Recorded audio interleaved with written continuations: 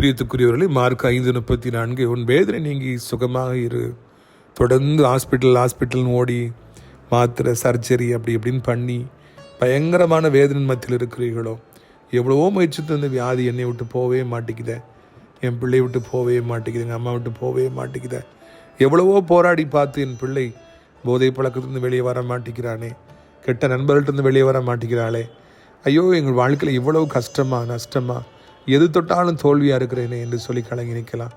போகிற இடத்துலலாம் வெட்கப்பட்டு அவமானப்பட்டு எல்லாராலும் பகைக்கப்பட்டு கல்லணை போல் எல்லாரும் உங்களை பார்த்துட்டு இருக்கலாம், திகைத்து போய் நிற்கலாம், என்ன பண்ணுன்னு தெரியாமல் தவித்து போய் நிற்கலாம்.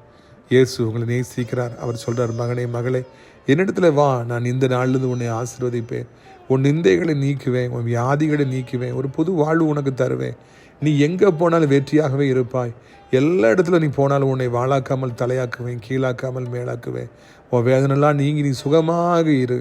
என் பிரியமானவன், உன் ஆத்மா வாழ்வது போல நீ எல்லாவற்றிலும் வாழ்ந்துரு, அதுவே என் சித்தம், அதை செய்து முடிக்க எனக்கு பலன் உண்டு, நான் இன்று முதற்கொண்டு உன்னை ஆசீர்வதிப்பேன் என்று ஆண்டவர் சொல்லுகிறார். கர்த்தர் உங்களை ஆசீர்வதிப்பாராக. ஆமென்.